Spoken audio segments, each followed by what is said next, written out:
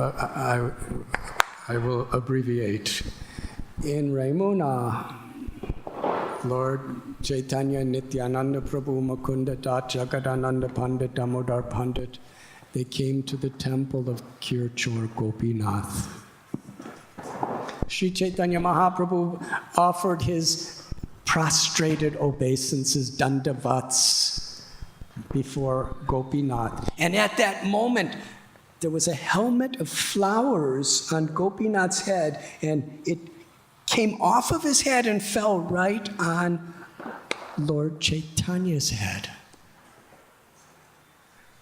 And all the pujaris, all the people of Ramuna who were present there, and all the devotees, they considered this a special, special mercy.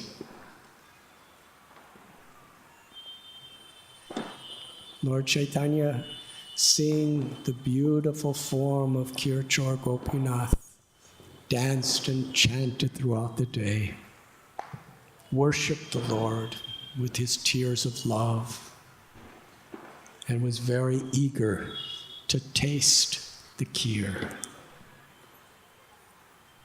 Lord Chaitanya had heard from his Guru Maharaj, Ishvara Puri, the story of Madhavendra Puri. Lord Chaitanya sat down with all the devotees and narrated the Leela of Kirchor Gopinath.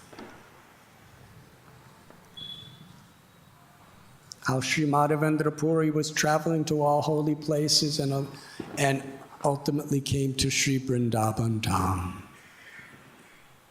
And at the very heart of Vrindavan is Sri Govardhan.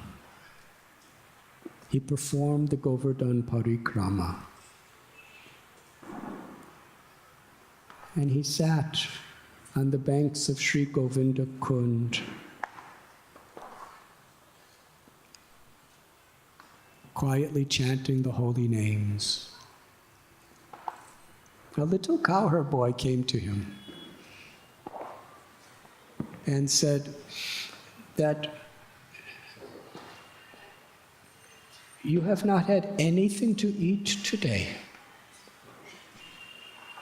In my village, no one will fast. Some sadhus come here and they beg for food, and others who are so humble like you will not even beg. Then I must come myself to provide. And he had a little bucket of milk. Madhavendra Puri said, "How did you know that I was not eating today?" He said, "The local village ladies who gather water in this place, they have seen you all day here.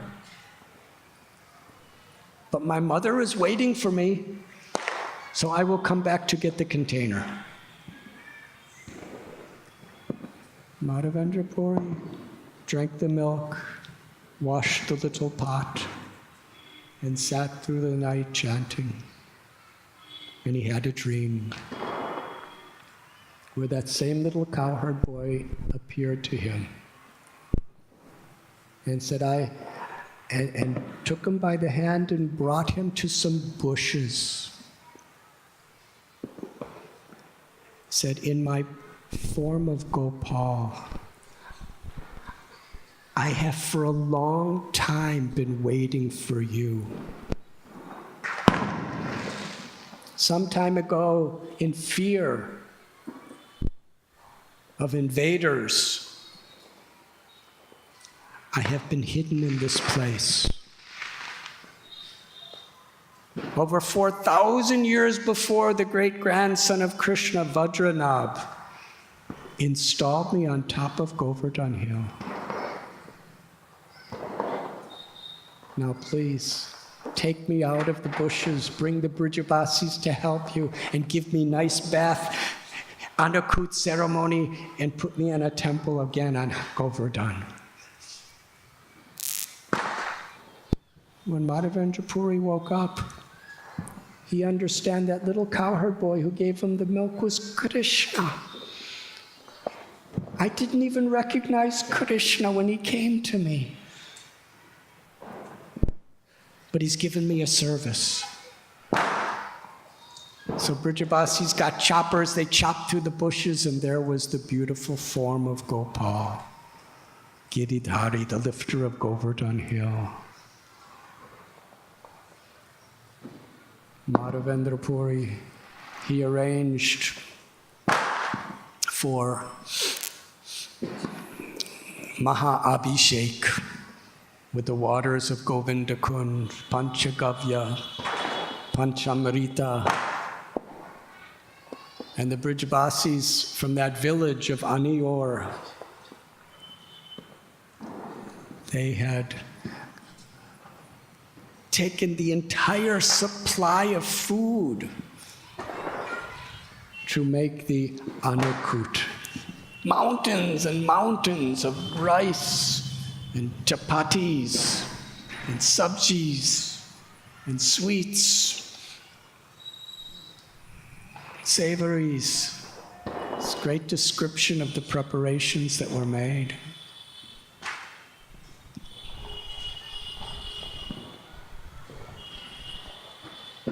Madhavendra Puri made an altar out of the rock, the stones of Govardhan Hill, and placed Gopal there after the Abhishek, offered the bhoga,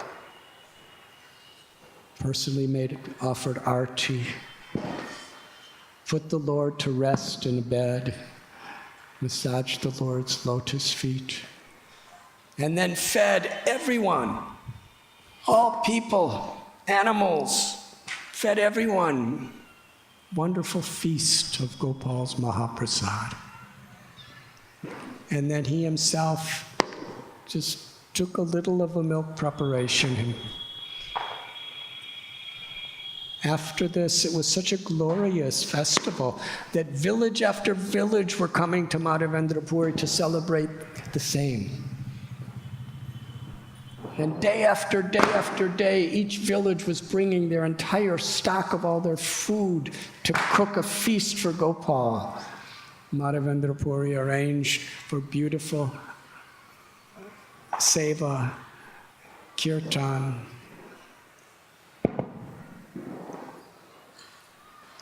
And then Gopal, after some time, appeared again and told Madhavendra Puri, I'm still very hot. Please go to the Malayan hills to get sandalwood and camphor for me. So he entrusted some of his disciples to do the puja, and all alone he left. And on his way to Puri, he reached Ramuna, seeing the beauty of Gopinath. He was so eager to give his heart, his life. And then he heard about the unsurpassable offering of kheer that is offered every day. He was thinking, if I only can taste it once and understand what it is, then I can offer it to Gopal. This is the nature of such a Vaishnava. Nothing is ever for himself. Even his eating is for Krishna. Even his tasting something is only for the service of Krishna. How far do we have to go to actually understand what it means to love Krishna?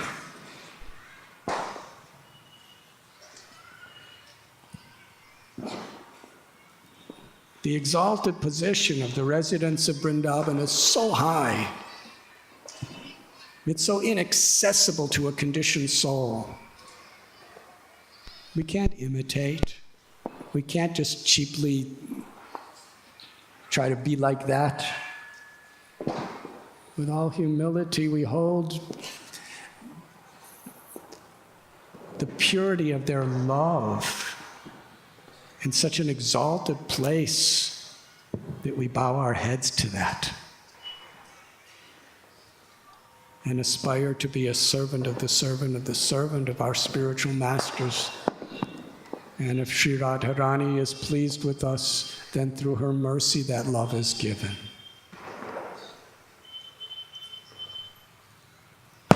So Madhavendra Puri, the nature of his devotion, just the thought of tasting it so that he could understand how to make it for Gopal, before it was offered to Gopinath, he felt ashamed. How could I be thinking of eating something before Krishna's finished eating it? So after the arti, he just, without saying a word to anyone, left and went to a little marketplace to chant. Seclusion. The pujari put Gopinath to sleep, and he went to take rest. And Gopinath appeared to him in a dream and said, "Please come immediately. I have stolen one pot of kheer for the devotee Madhavendra Puri. It's just behind the curtain on the altar. Come and collect it and bring it to Madhavendra Puri." So the pujari immediately jumped out of his bed, took his bath, went on the altar, and there it was, a clay pot of kheer that was stolen by Gopinath. He went into the marketplaces crying out, "Where is Madhavendra Puri? Gopinath stole this kheer just for you. Where is Madhavendra Puri?" And the whole town was wondering, who is this Madhavendra Puri? And when Madhavendra Puri heard it, he identified himself. The pujari offered dandavats. Madhavendra Puri offered dandavats. He was told the story and given the kheer. And he ate the kheer, weeping in ecstasy as he was tasting that kheer. He wasn't just tasting ingredients. He was tasting the inconceivable karuna ras, the mercy, the loving, ecstatic mercy of Krishna upon him.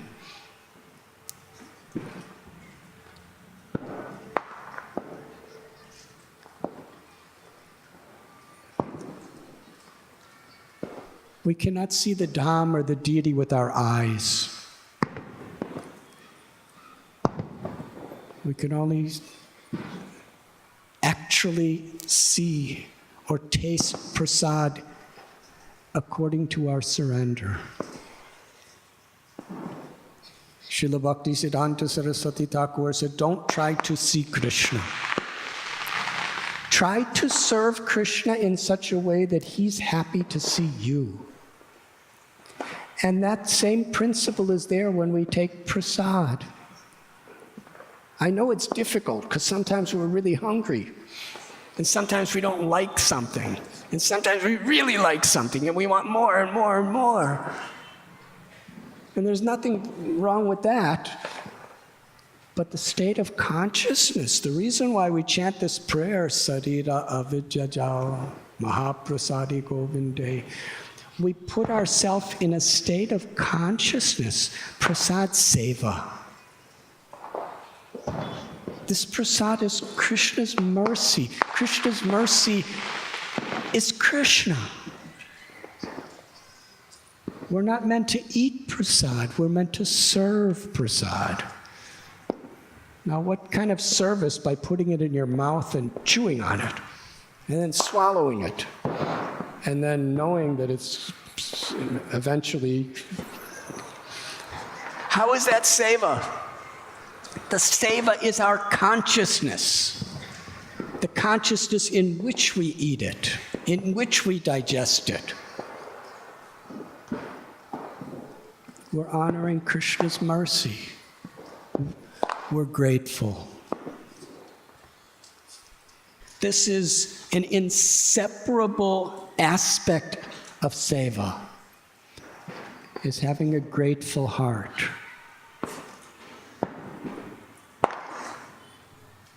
We're grateful for the opportunity to serve a Vaishnava. grateful for the opportunity to serve the deity, grateful for the opportunity to chant the holy names. It may have taken us hundreds of millions of births to achieve the opportunity to render service. Knowing that prasad is Krishna's mercy, Krishna's love is within the food that's offered to him. When we eat it with a grateful heart, that is prasad seva. I don't deserve this. If we think we deserve something, we cannot really be in a humble state of gratitude.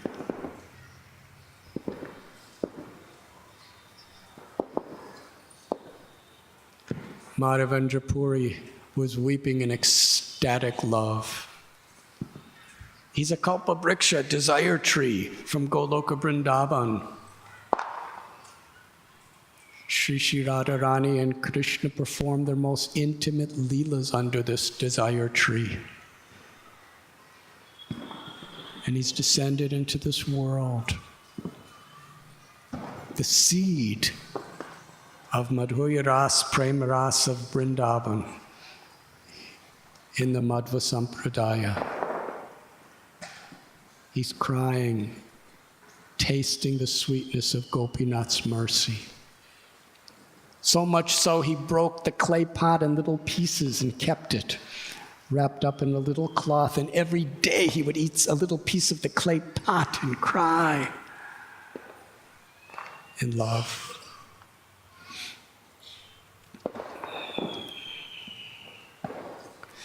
He decided he must immediately leave Ramuna because now he's going to be famous. He wasn't looking for fame. He was looking for seva. He was on a mission of Gopal, and nothing should distract him. So without saying anything to anyone, he left. But everywhere he went, people heard that Kirchor Gopinath sold sweet rice for him. Haribol. And finally he arrived in Puri. In Jagannath temple, in transcendental loving ecstasy, he offered the prema of his heart to Jagannath.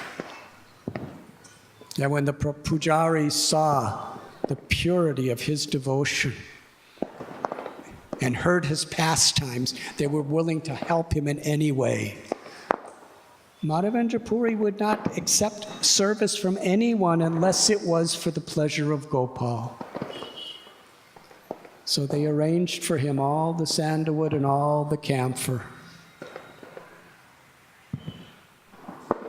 It was a very dangerous, such expensive, valuable goods to be carrying through jungles and villages. But he had no fear. When he returned to Ramuna, Gopal appeared again in a dream and said, Madhavendra Puri, I'm none different than Gopinath. Offer all the chandan and all the camphor to Gopinath, and I will feel satisfied. So for the 4 months of the Chaturmasya, he remained there. And after, he returned to Jagannath Puri. Lord Chaitanya Mahaprabhu, in such ecstatic love, was repeating this pastime of his devotee. Again, it's a story of many obstacles and how a devotee gratefully passes through them.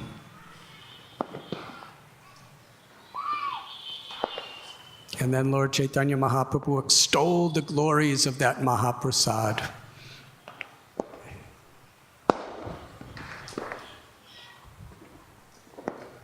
In Madhavendra Puri. From Ramuna, Lord Chaitanya's journey took him to Shakshi Gopal in Cuttack.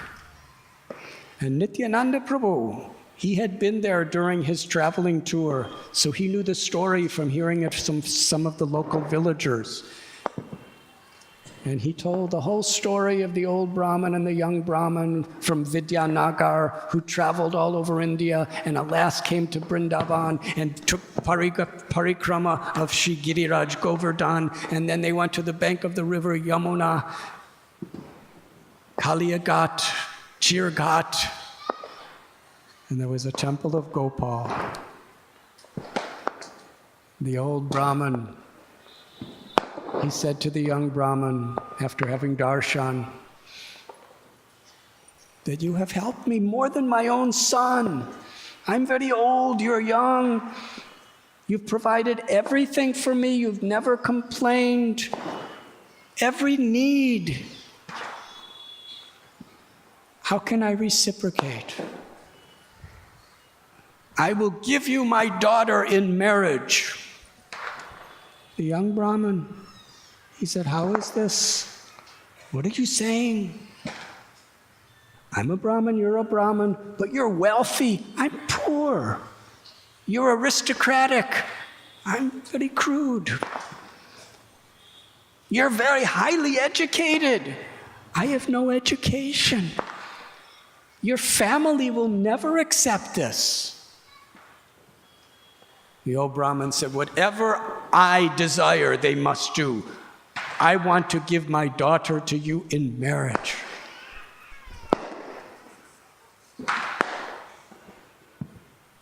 The young Brahmin said that you should give that promise to Gopal. So he said to the deity, I promise to give my daughter to this young Brahmin in marriage. The young Brahmin, he wasn't concerned with marriage or no marriage. He just wanted to protect the old Brahmin's promise. So he said to Gopal, I may have to come back to ask you to testify. So they went back, and the old Brahmin told his family members, and his wife said, I will commit suicide. This will be a disgrace to our family.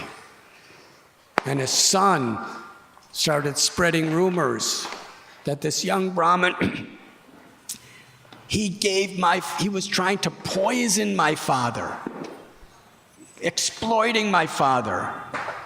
He was using him, and now he's coming back to try to do this. He really spoiled the name of the young Brahmin.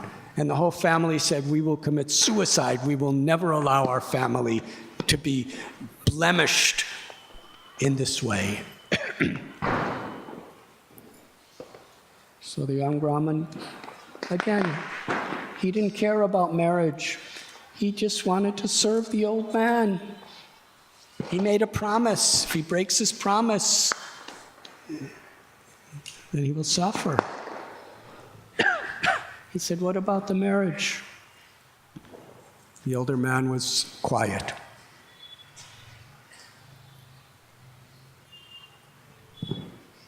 So finally it was resolved. The young Brahmin said, if Gopal comes to testify, then will you honor his promise? And they said, how is Gopal going to testify? Deities don't walk around. Yes, we will sign a document. If Gopal comes and testifies, we will give our blessings. Sometimes blessings are very difficult.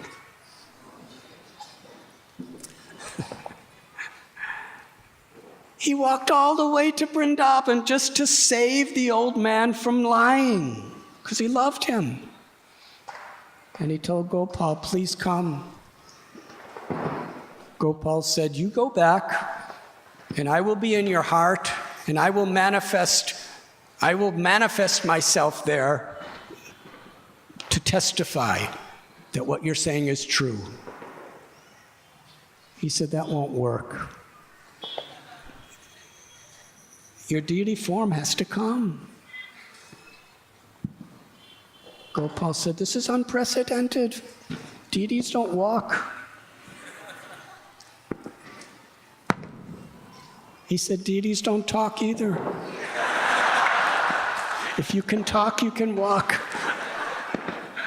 Gopal was defeated. He said, I will come. But every day you must cook 20 kilos of rice and never look back. If you ever look back to see me, I will stop in that place. But you'll know I'm behind you because you'll hear the tinkling of my anchor bells. So they walked. In many, many days, many weeks, he could hear the tinkling ankle bells, making offerings, but never looked back. And when they came to the outskirts of Vidyanagar, he turned around and Gopal was smiling upon him. And he brought all the people of the town, and Gopal personally testified. And there was a wonderful marriage. Everyone bestowed their blessings.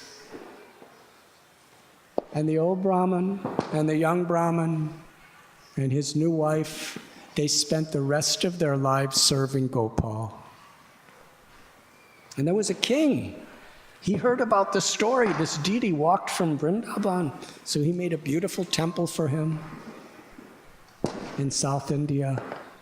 And later, when Purushottam Jana, father of Prataparudra Maharaj, he conquered that kingdom in the south and asked Gopal if he could bring him to his capital in Cuttack in Odisha. And Gopal agreed. And since that time, the deity is here.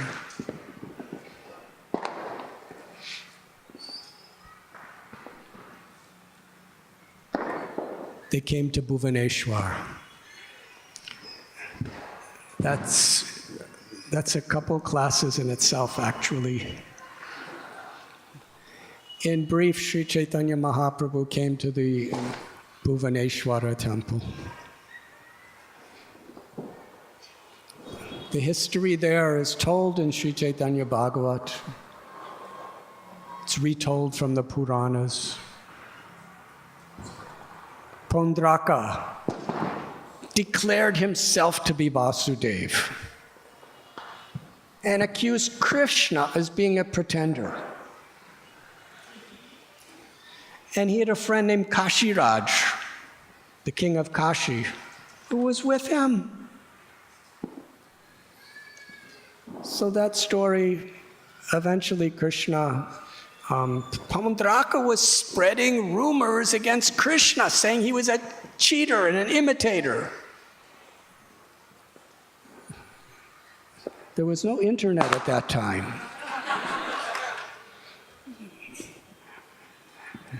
But still, the rumors were spreading. So ultimately, Krishna liberated Pondraka very nicely. And Kashiraj. Sudakshina, the son of Kashiraj, he offered puja to Lord Shiva. And Lord Shiva came to Kashiraj and said, "What is the benediction you like?" He said, "I want to fight in battle against Krishna in Dwarka, and I want you to fight with me." He's Ashutosh. So he agreed. He said, "I'll be with you with my Pashupat weapon." So they attacked Dwarka. The stories in Srimad Bhagavatam. But eventually, Kashiraj was defeated. Kashi was burnt, and Shiva and Krishna were having a battle together. Shiva sent his most powerful of all weapons, the Pashupat. And Krishna sent Sudarshan Chakra. And the Pashupat weapon was like fire. And Sudarshan was very cold. Srila Prabhupada says that when it's really hot, it's austerity. But when it's really cold, it's misery.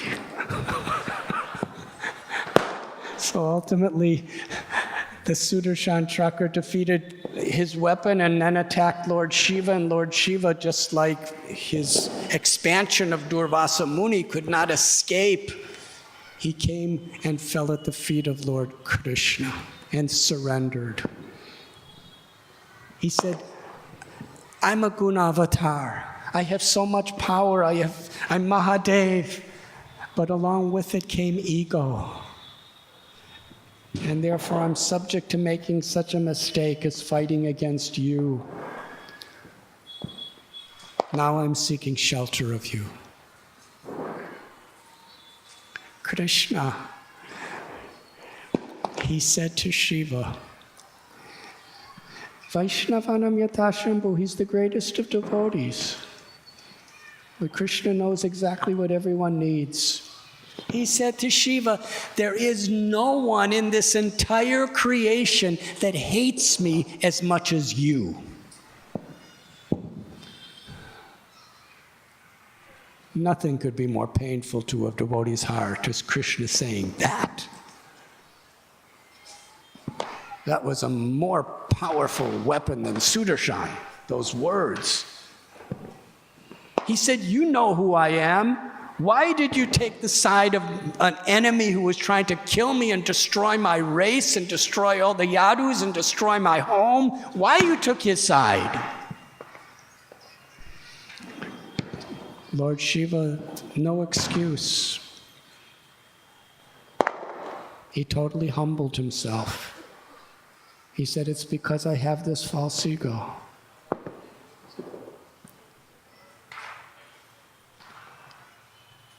I need your association constantly, and I need the association of your devotees. So Lord Krishna gave him a blessing. Lord Shiva wanted to reside close to the Lord forever. Krishna said, on the Eastern Ocean, near the shore, there is a mountain, Niladri. And there I am eternally resided as Nilachala Chandra, Jagannath. That place is Puri. Krishna was extolling the glories of Jagannath Puri. Such a holy place that when the demigods look down upon Puri, they see every resident, every class and caste of human beings, the cows, the birds, the insects, everyone in Puri is seen by the devatas as having a four-armed form of a resident of Vaikuntha, the spiritual world.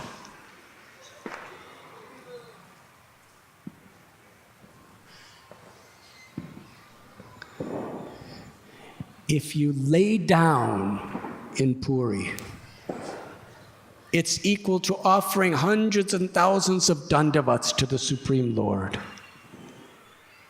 If you take a single step in Puri, it's equal to doing full parikrama of all the holy places.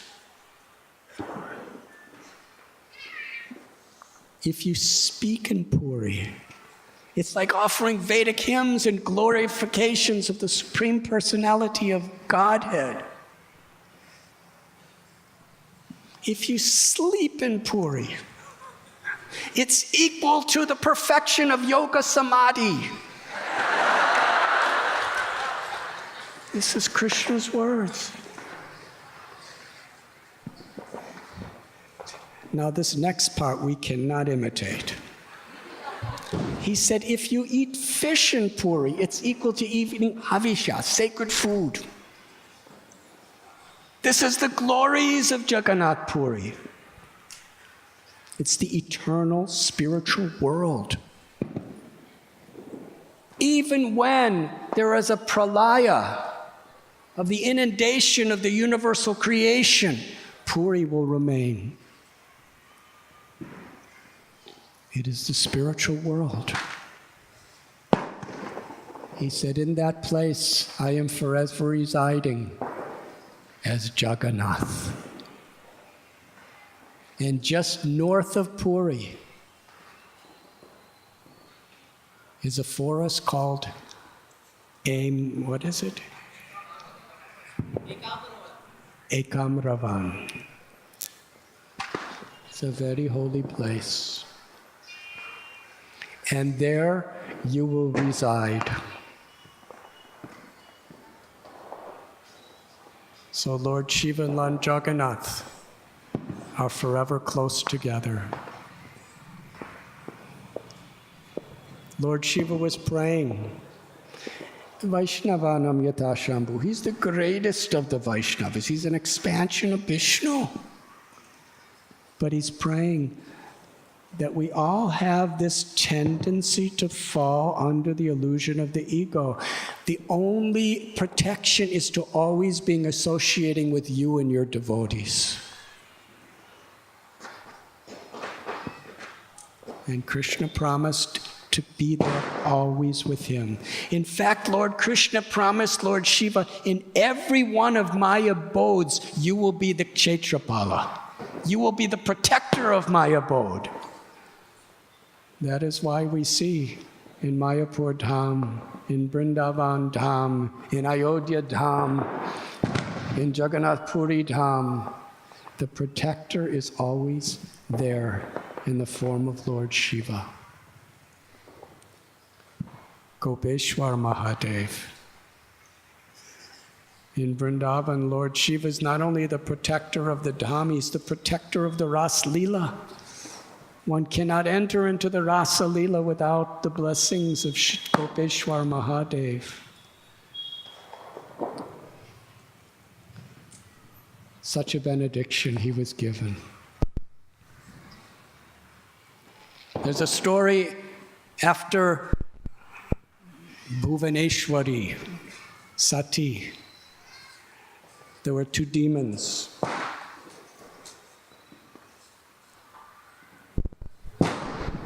Kriti and Basa.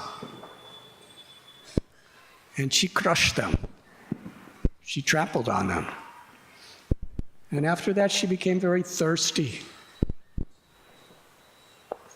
So Lord Shiva, by his supernatural mystic power of Mahadev, he got water from the mountains.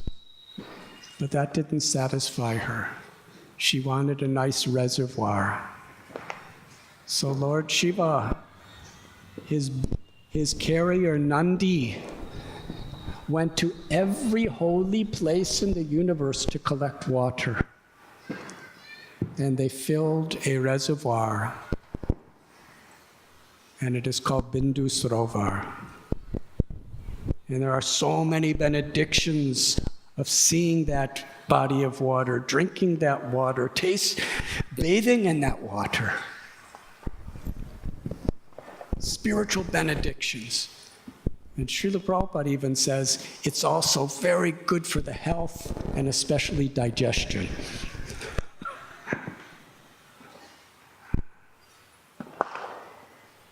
So near the banks of Bindu Sarovar,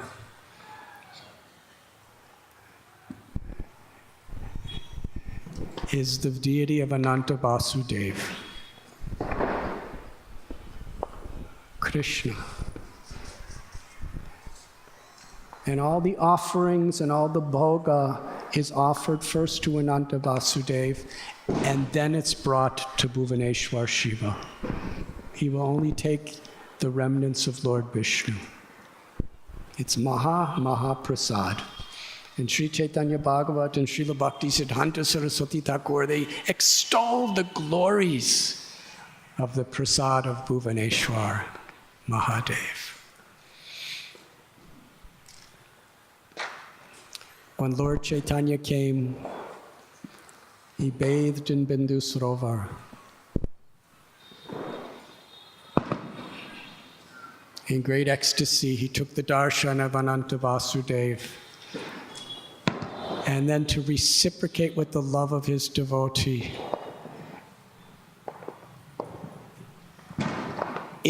inconceivable, insurpassable, incredible love. He cried, he danced, and he chanted for hours and hours and hours in the presence of Bhuvaneshwar.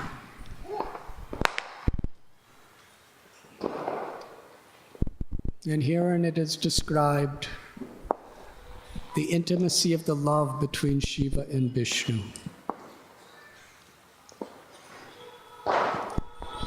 And the quote from the Srimad Bhagavatam, as the Ganges is the holiest of rivers, as Shiva is the greatest of the devotees, the Srimad Bhagavatam is Amalam Puranam, the greatest of all Puranas.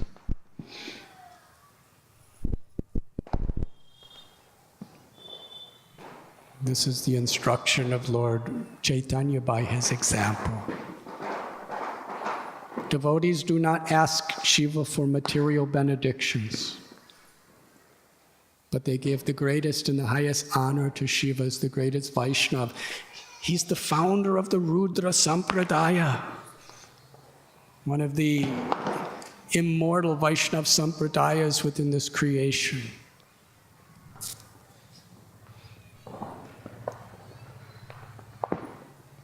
And we pray to Lord Shiva as Lord Chaitanya prayed, for pure love for Krishna. Lord Shiva is the very embodiment of compassion.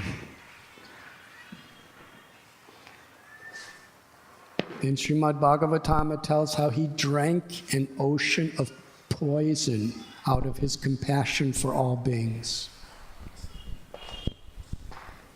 Shukadeva Goswami tells, there is no service that is more pleasing to Krishna in this world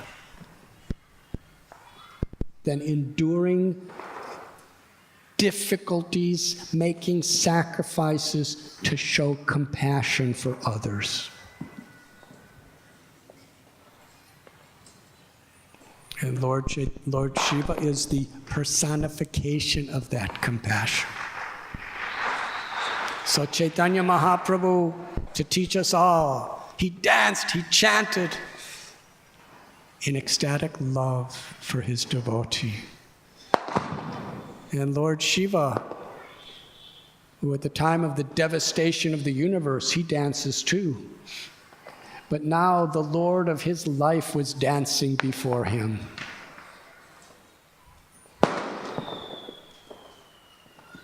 From Bhuvaneshwar, Lord Chaitanya Mahaprabhu came, and eventually to the Bharganadi River.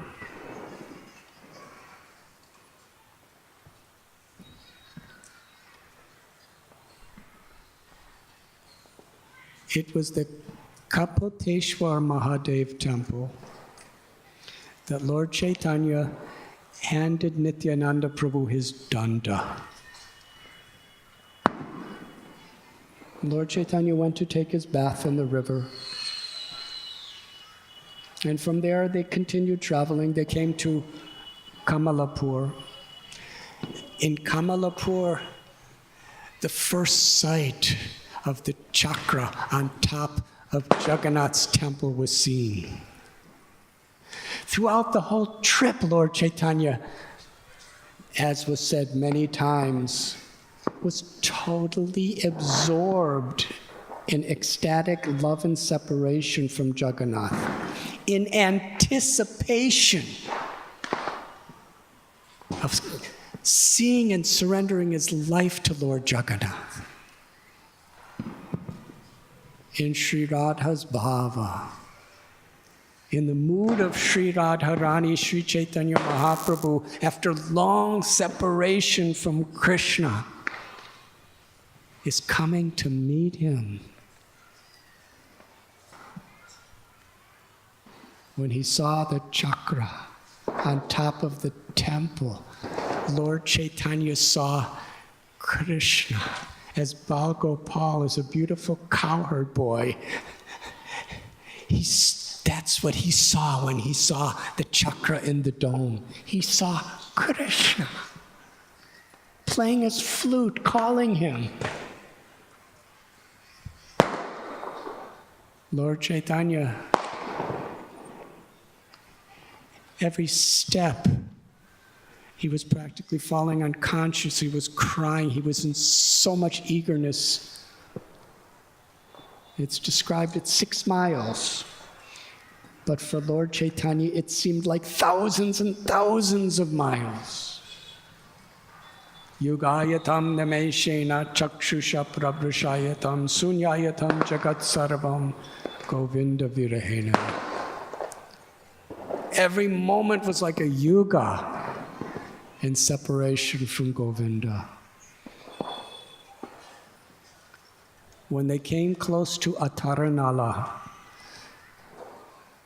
Lord Chaitanya came momentarily to an external state of consciousness and asked Nityananda, Prabhu, give me my danda. But something happened.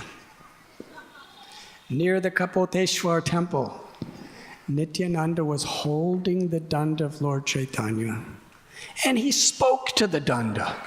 He revealed his mind. He said, that person who I hold in my heart is holding you. This is not right. And then Nityananda Prabhu, he broke the danda in 3 pieces and placed the danda in the river.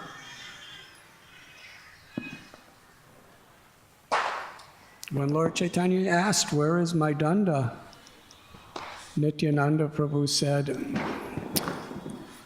you were in ecstasy and you were in a very high state of consciousness, and you fell on me, and we both fell on the danda, and the danda broke, and I don't know where it is now.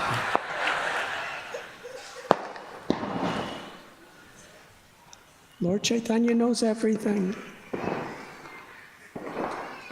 He said that danda was my only possession.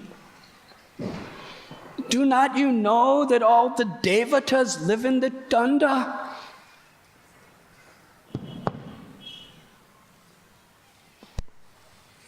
Now, either you could walk to Puri in front of me or you could walk behind me, but I want to go alone.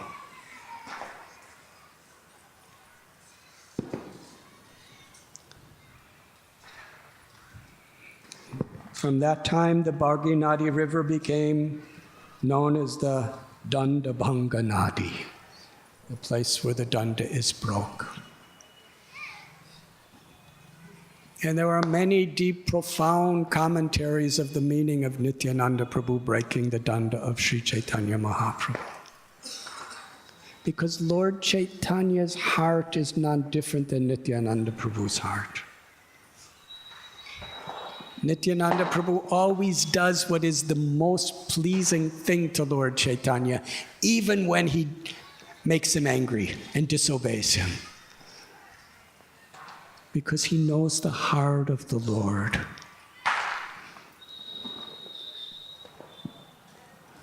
Lord Chaitanya told Nityananda Prabhu, bring me to Vrindavan, and he brought him to Shantipur. Why? Because Nityananda Prabhu understood that Lord Chaitanya's deepest aspiration is to go to Vrindavan. He's been longing to go to Vrindavan for years and years, but there's something more dear to his heart than Vrindavan: his devotees. To give pleasure to the hearts of his devotees is most dear to the Lord. So Nityananda Prabhu brought him to meet with Gadadhar and Srivas and Sachi Devi and all the Vaishnavas.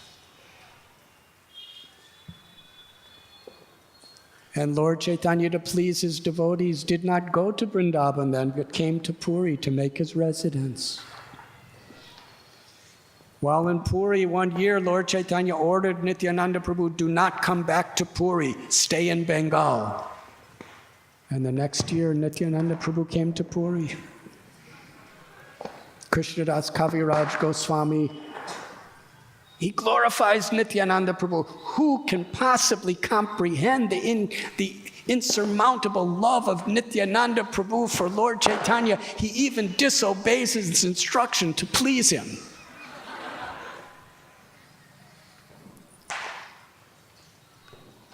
Lord Chaitanya Swayam Rupa. He's the original form of Krishna. Krishna's tu Bhagavan Swayam, the source of all incarnations. And Nityananda Prabhu is Swayam Prakash. He's the self-same Lord Krishna. He's Lord Chaitanya, but manifesting as the servant of Lord Chaitanya. Brajendran dandanaje sachishuta hoilo she, Balarama hoilo nitai.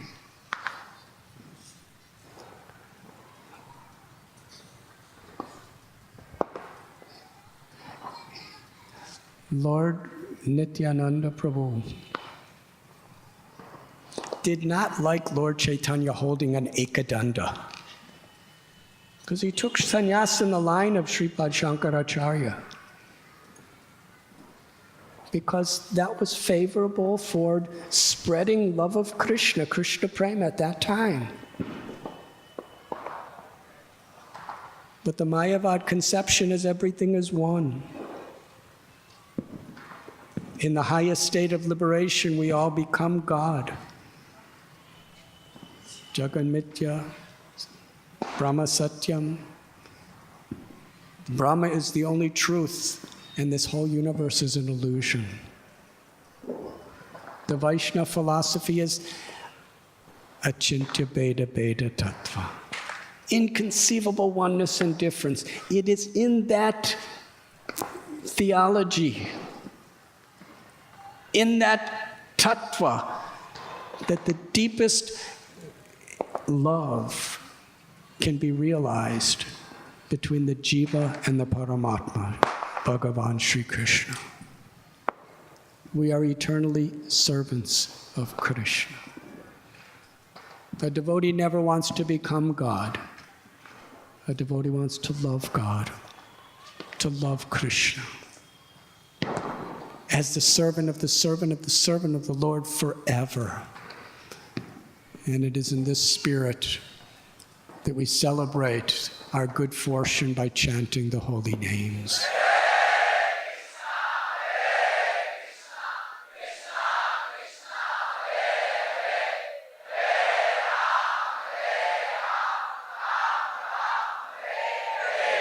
So now Lord Nityananda Prabhu made the Ekadanda into a Tridanda.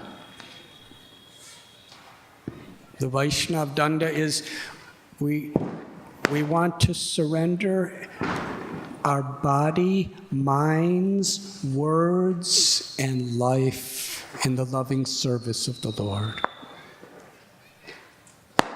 And also in the Varnashram system of sannyas, there's Kutichak, Bahudak, Parivrajak Acharya, and Paramhamsa. And when one comes to the Paramhamsa stage, one is beyond the rules and regulations of carrying a danda.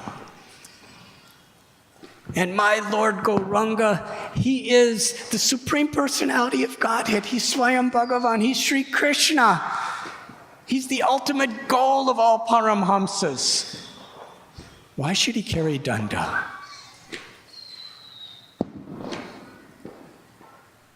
Lord Chaitanya understood the heart of Nityananda Prabhu. Mukunda Dat, he said, my Lord, if you will not walk with us, then you go in front and we will come behind. Sri Chaitanya Mahaprabhu, he was rushing, but he wasn't able to rush. His body was getting paralyzed, but still he would keep walking. Oh, Jagannath. And as every step he was coming closer to Jagannath, his feelings of loving, ecstatic reunion with Jagannath was uncontrollably affecting his heart.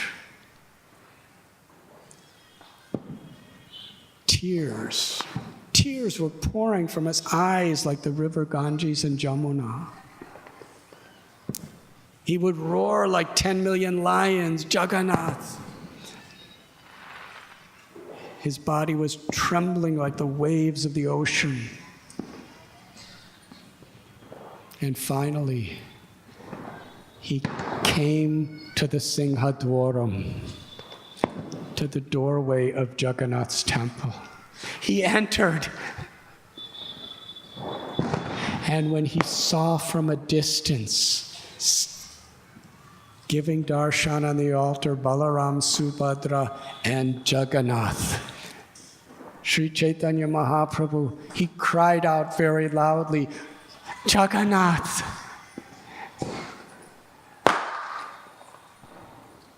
And at the culmination of weeks and weeks of ever-increasing ecstasies, he ran to embrace Lord Jagannath.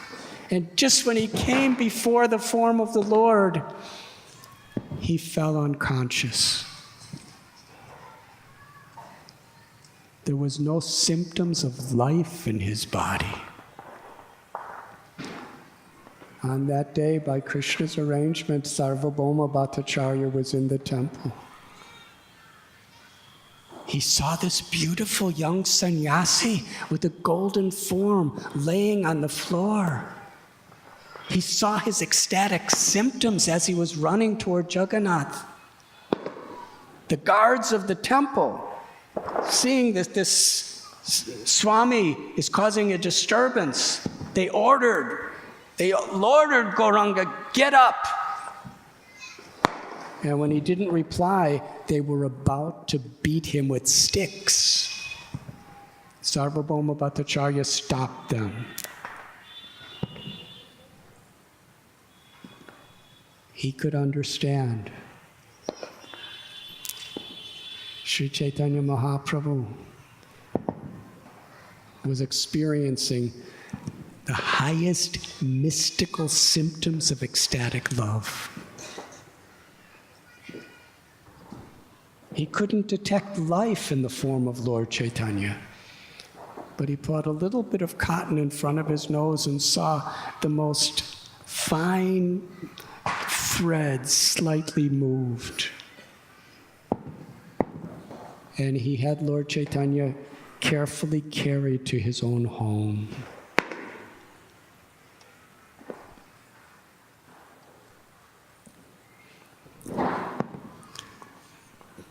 This is the story in my own very neophyte, unqualified way of sharing Lord Chaitanya Mahaprabhu's journey to Jagannath Puri. And we'll continue tomorrow, but today is being celebrated Govardhan Puja. So, may I say something?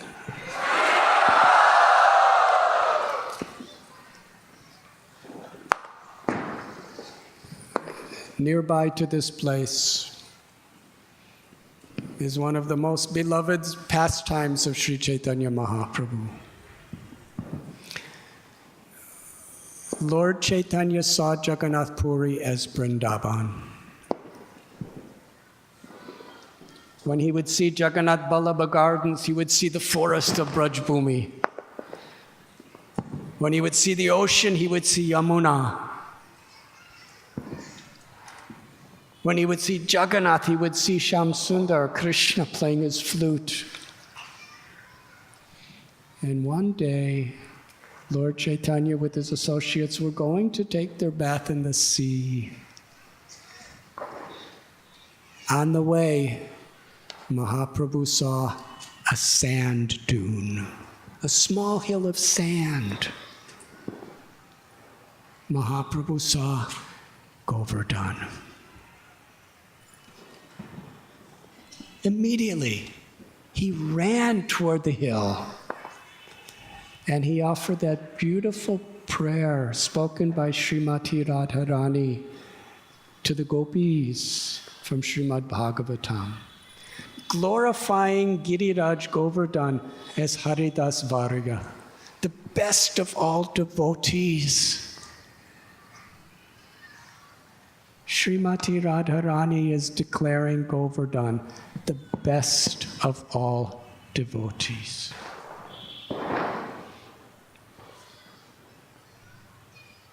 The Garga Samhita explains in the spiritual world of Goloka, Sri Radharani and Krishna and gopis performed their Rasa Lila.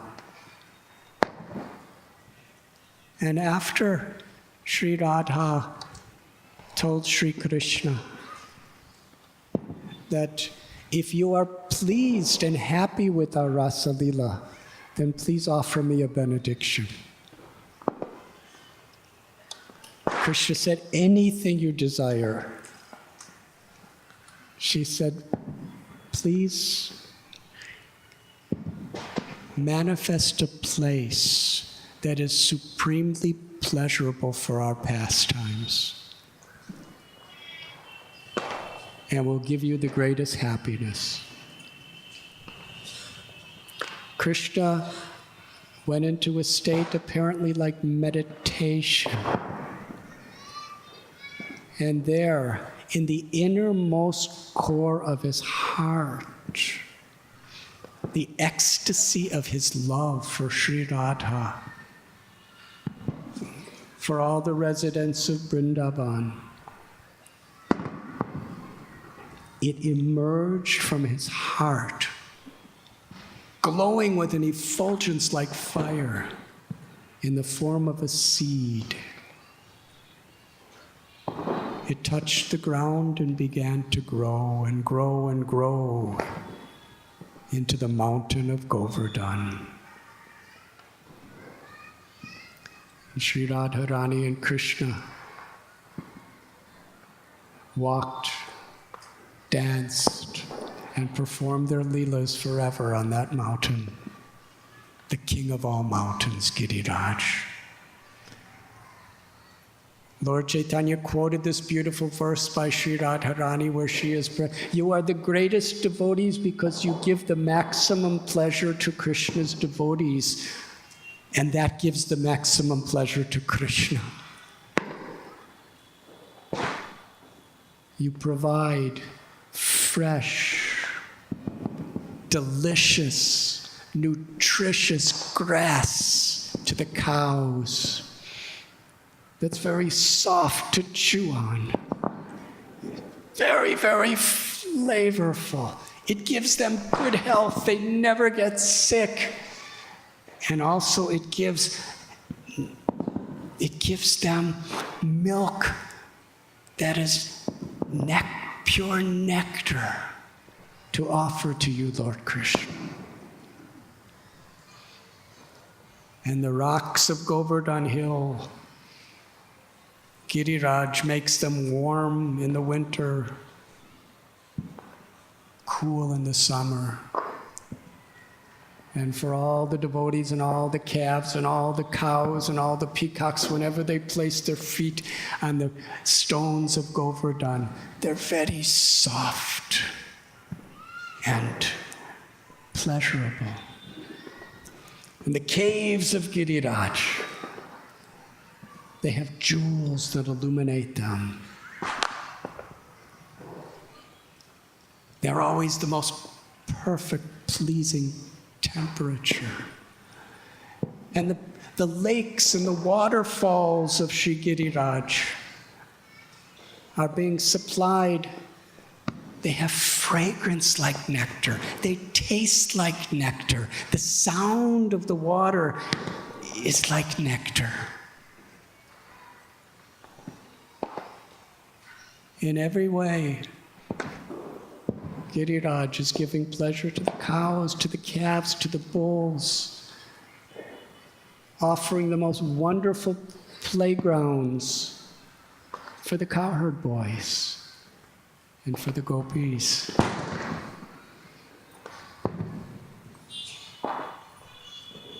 What makes a devotee great? Not any external accomplishments alone. What makes a devotee great is their will to make Krishna happy. And Sri Radharani here is certifying that what gives Krishna the most happiness is giving his devotee the greatest happiness by facilitating their loving devotion to Krishna. This is the message of Sri Chaitanya Mahaprabhu. That if we want to displease Krishna,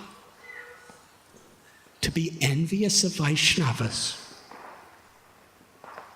Srila Bhakti Siddhanta Saraswati Thakur in the Sri Chaitanya Bhagavat, during the journey of Lord Chaitanya to Puri, he gives a beautiful purport. He says that Krishna's name is Gunagrahi. He loves to see the good qualities in his devotees. And he's extremely displeased when we find faults in devotees. To protect people, to correct people, if we have the right motives, we can say things that are sometimes harsh, but there should be no envy.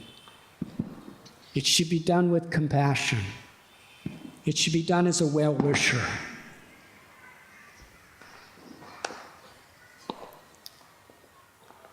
Haridas Varya, the greatest of the devotees, is that person who facilitates, empowers, and gives pleasure to devotees.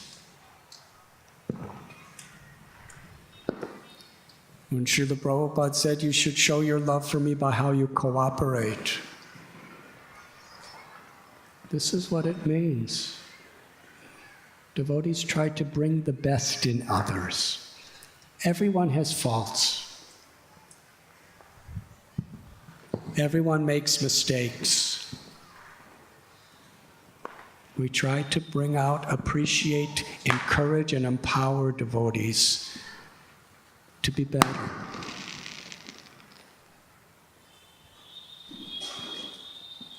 Sri Chaitanya Mahaprabhu, this is how he and all of his devotees lived.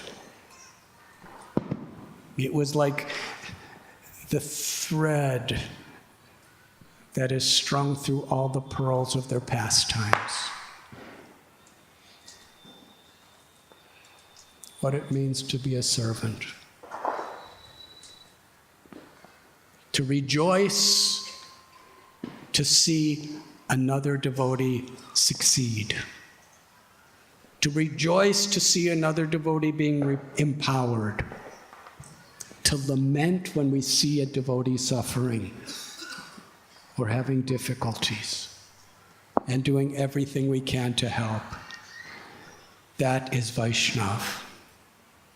In fact, Srila Bhakti Siddhanta Saraswati Thakur said, he who thinks he's a Vaishnav is not a Vaishnav. Vaishnav Das is a Vaishnav. To be the servant of the Vaishnavas is the aspiration of those in the line of Sri Chaitanya Mahaprabhu. So as Sri Chaitanya Mahaprabhu chanted this beautiful verse, he ran toward Chatak Parvat at the speed of the wind. Govinda, his personal assistant, was running as fast as he can to try to keep up with him. But he fell way, way behind. Soon all the devotees, there was a big uproar. They saw Lord Chaitanya running, and they were all trying to run, but they could not go near him. Sri Chaitanya Mahaprabhu, in his great enthusiasm, in the mood of Sri Radha, the Hladini Shakti of Lord Sri Krishna, running to the Haridas Varya, the supreme devotee of Sri Govardhan Hill. Suddenly, he stopped. His body was motionless. There were bumps covering his entire bodies of ecstatic symptom. His hairs were standing on end like the flowers of a kadamba tree.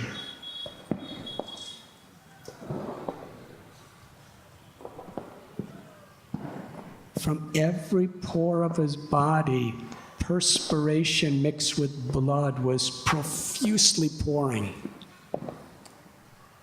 And from his eyes, there was limitless tears pouring. His complexion turned white as a conch shell. And he fell onto the sand. The devotees were running. Paramananda Puri, Brahmananda Bharati, they are very elder disciples of Madhavendra Puri. As fast as they can, they were trying to catch up. And Bhagavan Acharya, who was kind of a lame person, he was struggling like anything to try to get there to where the Lord was. Govinda was the first to arrive. He poured water on the Lord. He fanned him. When Swarup Damodar Goswami and the other devotees came, they loudly chanted Krishna's names in Lord Chaitanya Mahaprabhu's ear. To see Lord Chaitanya in such a physical condition, even though they knew it was a symptom of the highest prema, still it was unbearable. They were crying and crying, chanting louder and louder. And finally, Lord Chaitanya came to he came to consciousness. He stood up, looked around, and then he said to Swarup Damodar Goswami, "Where am I? Why have you brought me here?" I was in Vrindavan. I was at Govardhan Hill. I saw Krishna surrounded by his beloved cows. The cows were all grazing on the luscious grasses of Sri Giriraj, and Krishna, in their company, played upon his flute. He called Sri Radharani and gopis to him. Sri Radharani and Shamsundar entered into a cave in Govardhan Hill. And one of the gopis asked me to collect flowers to bring to Radharani for Krishna Seva. And as I was offering this seva of collecting flowers, suddenly I heard this tumultuous sound, and you brought me here. That was Lord Chaitanya's state of love.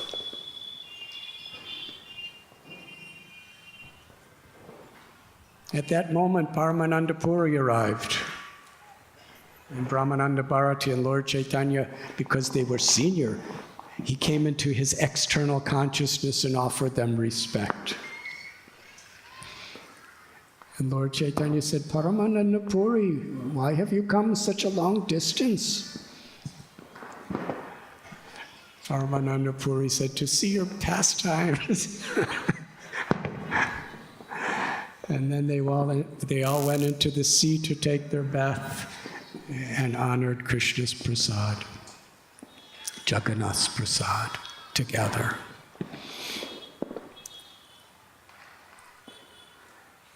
That place, Chatak Parvat, is none different than Govardhan Hill.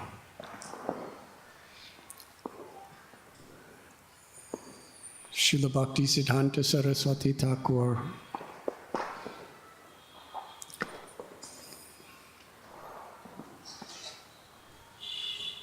he made a temple near Radha Kund at Govardhan. And he also made a beautiful temple here in Puri at Govardhan, the Purushottam Gaudiya Math. And on the top of Chatak Parvat, that was the residence of Srila Bhakti Siddhanta Saraswati Thakur Prabhupada. And he considered it one of the most important of the headquarters of his Gaudiya Math. In fact, for over 40 days, he remained there, just toward the end of his pastimes. Srila Prabhupada first met Srila Bhakti Siddhanta Saraswati Thakur Prabhupada in 1922 at Ultadunga, a place that we are having many dreams to make a wonderful offering to Srila Prabhupada and our Gaudiya Sampradaya. That was the first place outside of Mayapur that Srila Bhakti Siddhanta Saraswati Prabhupada began his preaching. And most of the acharyas of Gaudiya Math, Srila Prabhupada's very exalted, beloved godbrothers, they first met their guru there at Ultadanga. At their first meeting, Srila Prabhupada was given the instruction, you are a young man, very intelligent. You should take the message of Lord Chaitanya to the Western world in the English language. First instruction. It was December 1936. Srila Prabhupada was living in Mumbai, where he had established, along with Bhakti Rakshak Sridhar Maharaj and Bhakti Sharanga Goswami Maharaj, the three of them together established the first Gaudiya Math in Mumbai, near Grant Road, just a few minutes from Radha Gopinath Temple. It was in Mumbai that Srila Prabhupada wrote a letter to Srila Bhakti Siddhanta Saraswati Thakur. That most of my godbrothers are sannyasis and brahmacharis, and they're living with you and they're spreading our mission. I'm a grihasta. I feel far away. How could I best serve you? And it was there at Govardhan Hill, Chatak Parvat, that the last message of Srila Bhakti Siddhanta Saraswati Prabhupada was written to Prabhupada.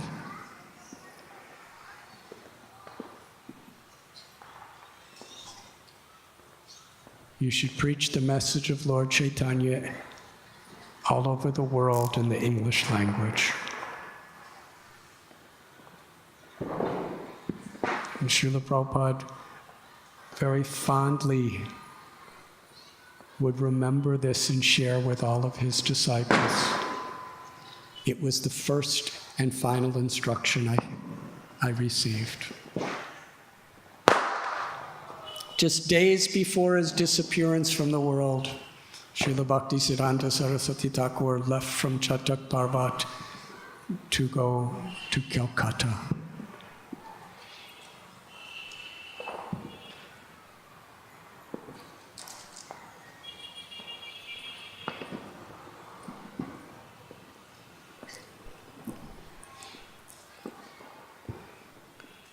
Srila Prabhupada, in his last days in Vrindavan, he also requested that he wanted to do the parikrama of Sri Giriraj Govardhan. Sri Rupa Goswami, Sri Sanatan Goswami, Sri Raghunath Das Goswami, Sri Gopal Bhatta Goswami, Sri Jiva Goswami, Sri Raghunath Bhatta Goswami, they all had bhajan kutirs at Govardhan. It's the very heart of Vrindavan.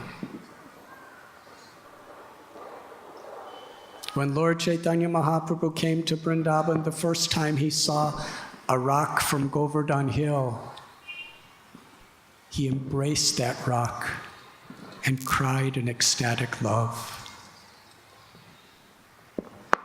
He circumambulated Govardhan Hill and would not place his lotus feet on the hill.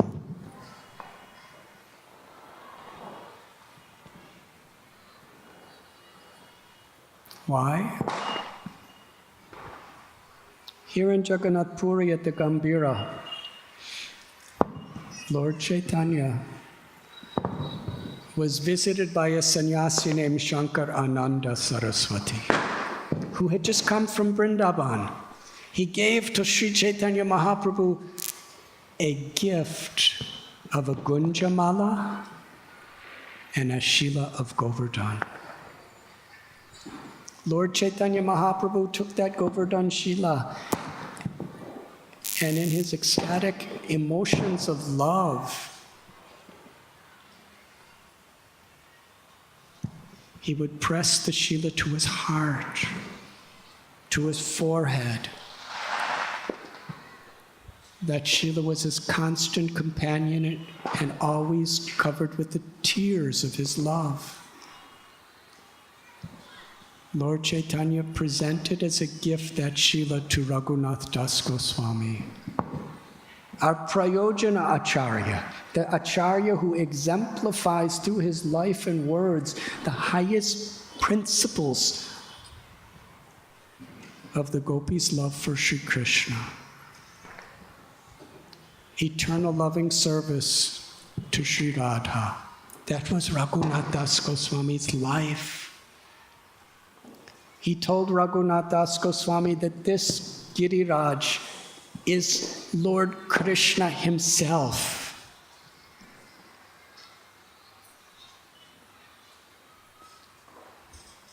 And he provided all the ingredients of worship to Raghunath Das Goswami to worship Giriraj.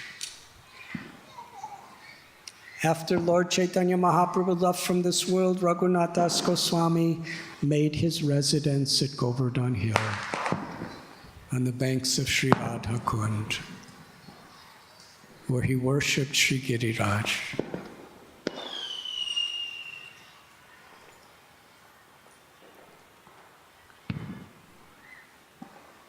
In Srimad Bhagavatam, a very brief summary. When Krishna was about 7 years old, he happened to see Nanda Maharaj making preparations for a large festival and a puja. He asked Nanda Maharaj, "What are you doing, Father? What are all these arrangements?"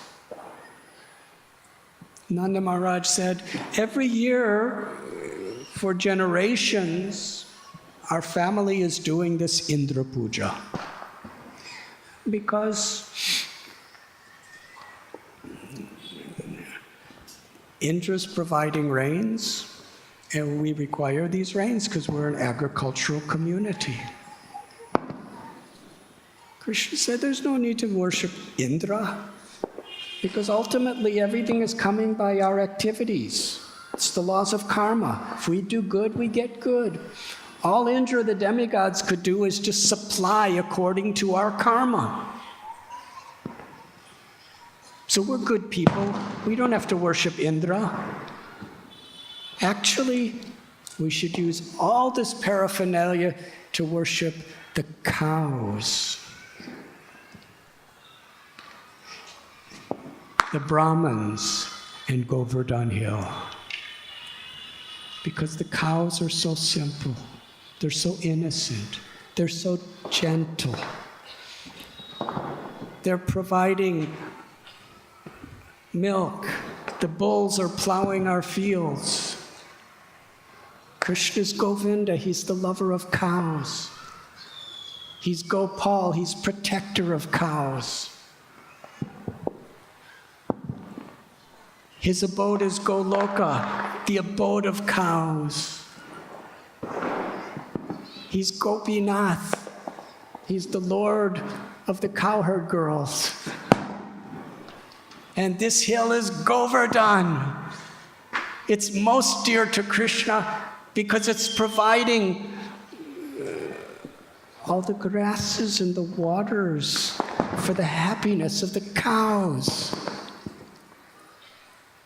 And the Brahmins, they are the greatest friends, the representatives of the Supreme to the society by teaching us how to live with devotion. So we should worship the cows, the Brahmins, and Govardhan Hill. Nanda Maharaj said, after we do Indra Puja, we'll do that. Krishna said, no, why waste time? We don't need Indra. So Nanda Maharaj would do anything for Krishna's pleasure. And they performed exactly according to Krishna's instructions. They made mountains and mountains and mountains of food, anakuta.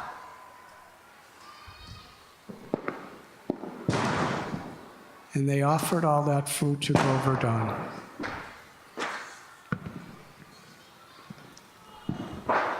And as they offered the food, Krishna, who was standing with the Brajabasis, assumed a form of a mountain, a person as enormous as a mountain with Govardhan. And there Krishna proclaimed, I am Govardhan Hill, and I will accept your offerings. And suddenly he ate everything.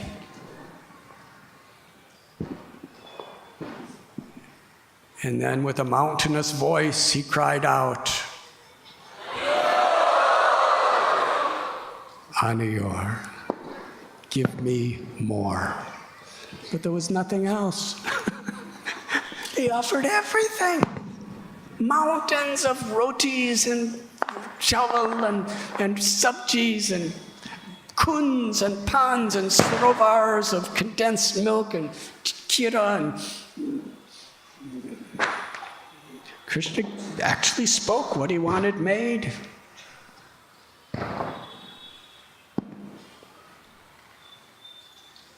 And then one of the Brajabasis offered a tulsi leaf, and Krishna and Govardhan proclaimed, now I am satisfied. And then by his incredible will, gigantic arms were coming out and taking all the bhoga, and they could see him actually honoring it, eating it. And then in a moment, it all came back where it was. And the Brajabasis and Krishna's instructions with the cows in front, they did parikrama.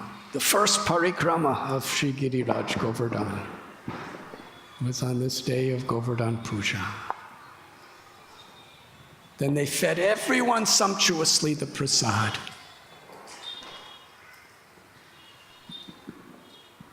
Everyone was happy, except Indra. Krishna knew that Indra had this false ego. It's very difficult for a devotee to have a high position and not think I'm the controller and be attached. What to speak of little people like us in this earth planet? Even in the heavenly worlds. We read in Brihad Bhagavatamrita and other Vedic literatures When Indra does puja, Vishnu personally comes with Garuda and right in front of everybody's eyes accepts all of their offerings.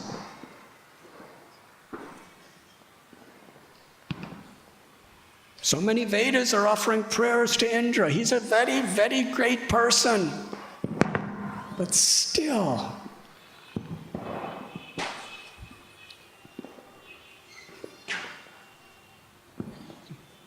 that tendency to be a controller, a proprietor, and an enjoyer. Bhoktaram jagatapasam sarvalokamaheshwaram suhridam sarvabhutanam gyatva mam shantim richjati. To be really peaceful, we must understand Krishna is the controller of everything. He's the proprietor of everything. He's the enjoyer of everything. I'm the servant of his servants. So Krishna detected that false pride, that attachment in Indra, and he was going to do a very precision surgical practice to remove it. And sometimes surgery is painful, even when Krishna does it. So Indra, all the other devatas are seeing. You're expecting this every year, and now it's being offered to cows in a hill. Indra was furious. He sent the clouds of destructions to destroy the whole community of Brajbhumi. Suddenly, these massive clouds formed in the sky. Thunder, lightning. It wasn't just raining drops. It was raining pillars of water pouring down.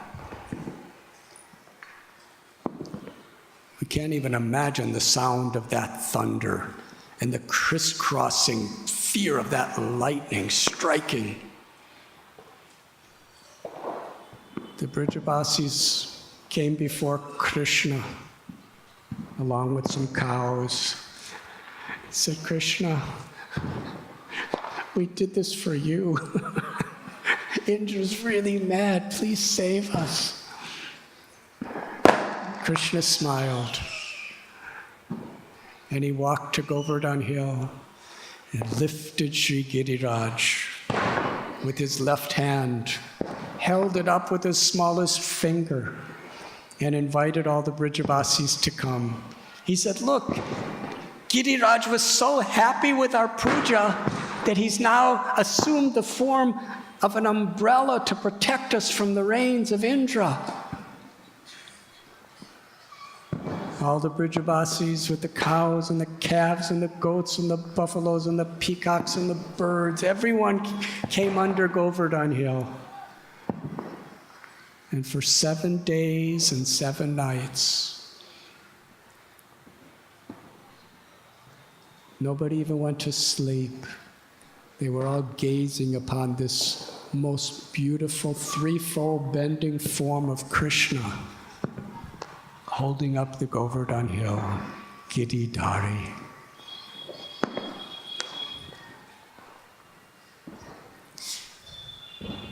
During those 7 days, all the different rasas with the various devotees were being exchanged simultaneously, constantly. Krishna's Rasaraj, Rasa Bihari. To the gopas, each one of them could feel Krishna just looking at them, joking with them, smiling, laughing. Yashoda Mai, Nanda Maharaj, and their Vatsalya Bhav were constantly worrying about Krishna.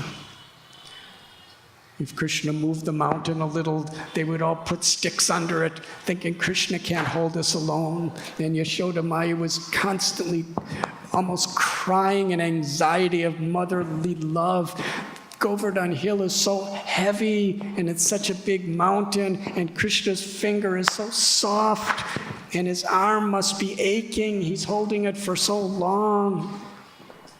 Madhu Mangal, Krishna's friend, told Yashoda Mai that, why are you thinking like that?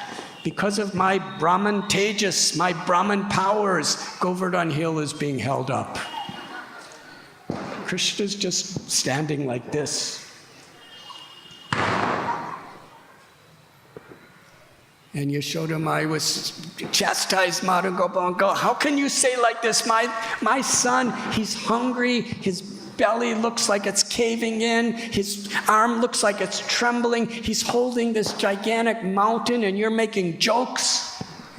And Nanda Maharaj said to Yashoda Mai, he's trying to encourage Krishna. And then Krishna smiled. He said, actually, mother, there's no pain at all. Actually, Giriraj is so merciful and he's so kind that because we offered all this puja to him, that he's floating on my finger. There's no weight at all.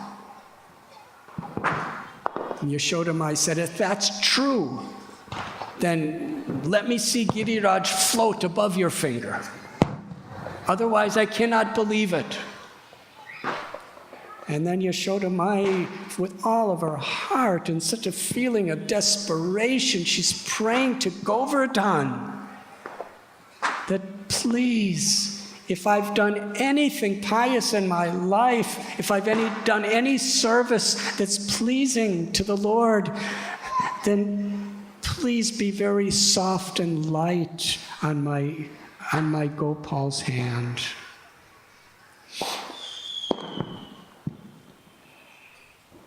The Sakya Bhav of the Gopas,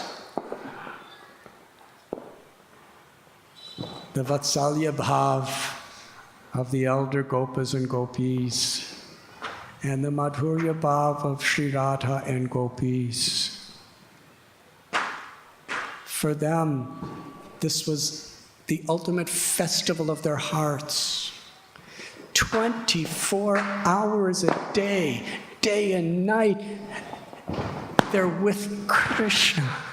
They're glancing at Krishna. Krishna's glancing upon them. And Krishna's power, he can satisfy every desire of a devotee simply by a moment's glance. Through his glance, he was entering into their hearts and fully embracing them and reciprocating love with them. And they were doing, and Krishna was reciprocating the love that every gopi was feeling toward him through his glance within his hearts. And every cow, every calf, every bull, every peacock, every insect was feeling the full love and reciprocation of Krishna according to their will to serve him for 7 days. And Giriraj, even though there was massive thunderbolts falling upon him, torrents of rain pouring upon him, because of the experience of feeling the tip of Krishna's little finger was so ecstatic, param dristvani vartate. It was such a higher experience, he didn't even notice what Indra was doing on top of the hill. In fact, the more the rain was falling on Govardhan, it was like an abhishek. He was getting brighter and brighter and brighter, and every moment happier and happier. Because Giriraj, he was providing a beautiful place for Krishna to reciprocate the rasas with all of his devotees. And that was his happiness. He didn't care about everything else that Indra was doing. Indra was becoming more and more angry. He was sending hurricanes, tornadoes, cyclones, typhoons. He couldn't move Giriraj from Krishna's finger. Krishna humiliated Indra to such an extent because in the whole 7 days, Indra could not remove a single blade of grass from Govardhan Hill. He could not remove a single leaf of the hundreds of millions of trees on Govardhan Hill. He could create absolutely no disturbance.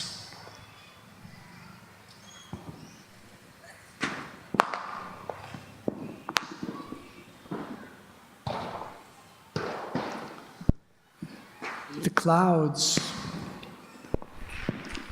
they were exhausted. They told Indra, we give up. We can't do anything else. So Indra was even more mad, and riding on Airavata, his elephant carrier, with every bit of force he had, he tried to move the hill. But he couldn't create any disturbance. And then he realized, Ishvara Parama Krishna Satchidananda Vigraha Anadhyara Govinda Sarava Karana Karanam. Krishna is the supreme absolute truth. He's the cause of all causes. He's my master. What craziness. I tried to destroy him and all of his devotees and his cows.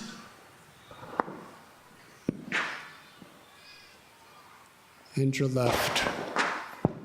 The sun came out. Krishna told all the Brijavasis, now you could go back to your homes. They didn't want to go.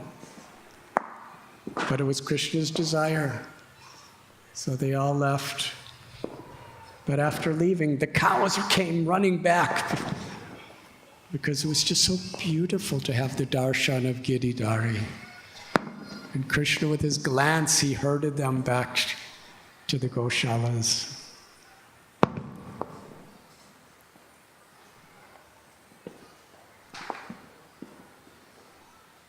He put the hill down. He held it like a little child holding a mushroom. And then he placed it down from where it was. Indra was feeling very shamed and guilty. He tried to destroy not only Krishna, but all those who Krishna loves. What to do? He went to Brihaspati, the guru of the Devatas. Brihaspati said, you're a fool, Indra. You're just a fool. There's nothing I can do for you. You tried to destroy Krishna. You tried to destroy Vrindavan, Krishna's home. So Indra went to Brahma. Brahma said, Indra, you're a fool. There's nothing I can do for you.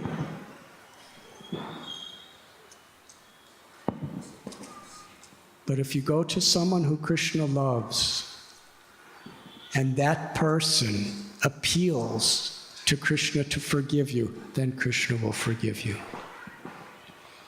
Krishna loves the cows. Go to Surabhi, the mother of the cows. Lord Indra, Lord Indra, the king of the heavens. Such opulence, such power, such knowledge, worshipped by the other devatas. He comes before a simple mother cow and begs for her mercy. Surabhi says, come with me. And Krishna was walking around the Govardhan area. in a place that is now called Surabhi Kund, is where Surabhi approached Krishna and said, Indra, he did very bad things, but he's feeling very guilty now. Please forgive him. He wants to take shelter of you.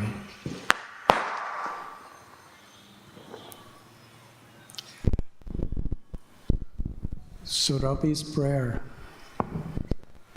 had the power over Krishna's heart that he forgave Indra. Then Indra performed a wonderful abhishek with the other devatas and declared Krishna to be the true Indra. And that place is called Govinda Kund.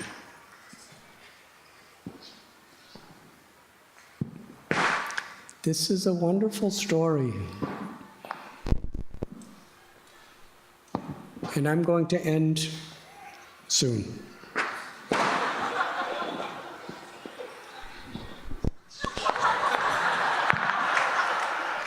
When I asked Sanat Kumar Prabhu, who's overseeing this entire yatra, I asked him, what time should I end? He whispered in my ear, you could go as long as you like.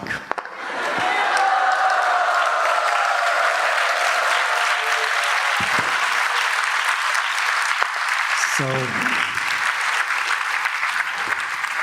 I was about to end then, but I became very fearful of displeasing Sanat Kumar by disobeying his instruction.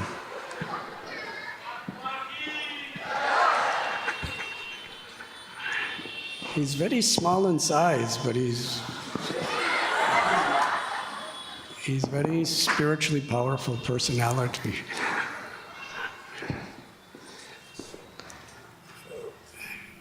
Kaliya was such an envious serpent.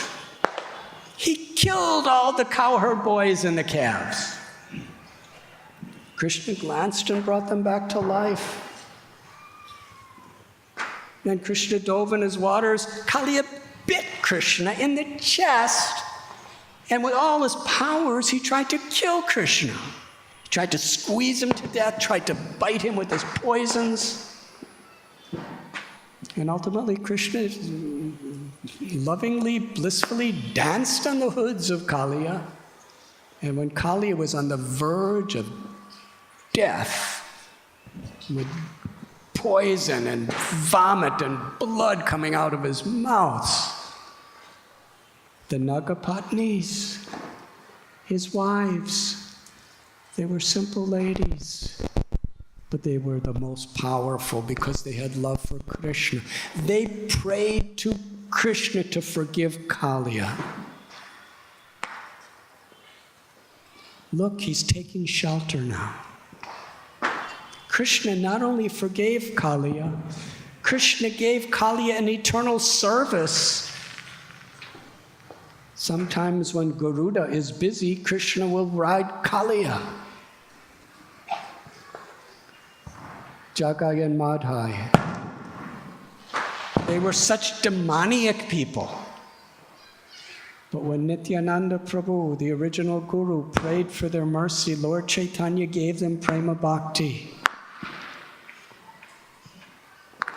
And here Surabhi, the simple cow, by the power of her prayers, Indra was forgiven and restored and empowered.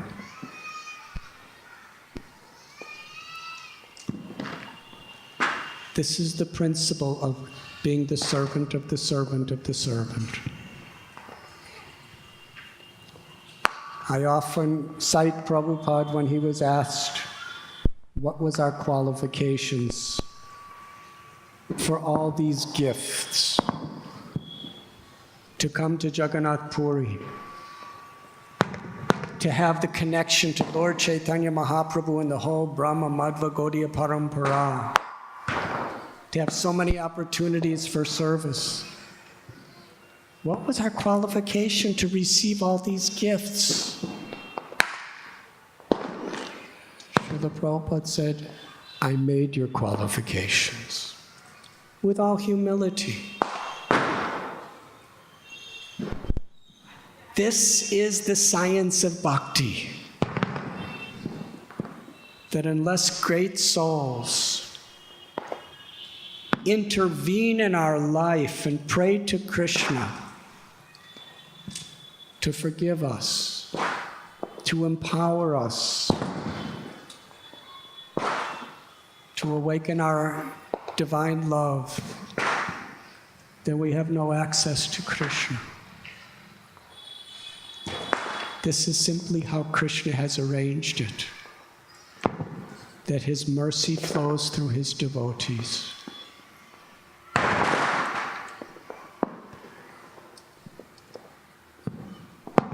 This is a beautiful lesson we could meditate upon here in Sri Jagannath Puri Dham on Govardhan Puja Day. How many offerings were there today? Does anyone know?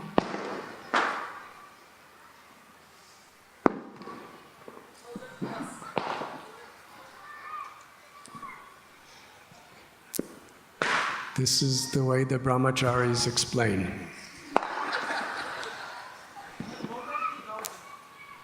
2,000 plus. And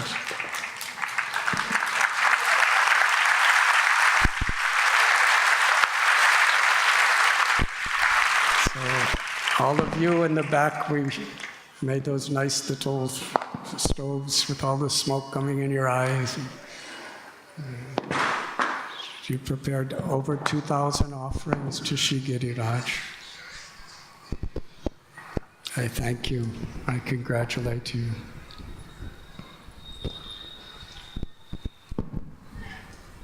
And I thank you very much.